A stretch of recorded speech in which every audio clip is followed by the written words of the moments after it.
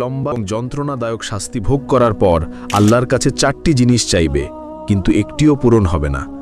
প্রথম আবদার, তারা বলবে, হে আল্লাহ, আমাদের এখান থেকে বের করে দিন, আমরা আর গুনাহ করব না। আল্লাহ পরিষ্কারভাবে বলে দেবেন, চুপ, আমার সাথে কথা বলো না। তখন তারা বুঝতে পারবে যে তারা আর কখনো এখান থেকে বের হতে পারবে না। দ্বিতীয় আবদার, তারা জাহান্নামের রক্ষক মালিককে বলবে, আমাদের জন্য আল্লাহর কাছে দোয়া করুন যেন তিনি আমাদের মৃত্যু দেন। মালিক সঙ্গে সঙ্গে উত্তর দেবেন না, 1000 বছর পর বলবেন, তোমরা এখানেই চিরকাল পড়ে থাকো। তৃতীয় আবদার, তারা শাস্তিদাতা ফেরেশতাদের বলবে, অন্তত একদিনের জন্য আমাদের শাস্তি হালকা করে দিন। ফেরেশতারা বলবেন, তোমাদের কাছে কি স্পষ্ট পথ নির্দেশ নিয়ে রাসূলেরা আসেননি? তারা বলবে, হ্যাঁ। ফেরেশতারা তখন বলবেন, তাহলে এখন নিজেরাই প্রার্থনা করো।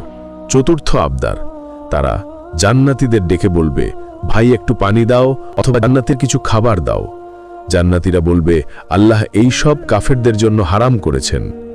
সবশেষে আল্লাহ বলবেন, আজ আমি তোমাদের ভুলে যাব, যেমন তোমরা আমাকে ভুলে গিয়েছিলে।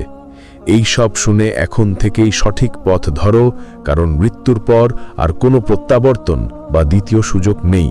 আল্লাহুম্মা কিনা আযাবাহ জাহান্নাম, হে আল্লাহ, আমাদেরকে জাহান্নামের শাস্তি থেকে রক্ষা করুন।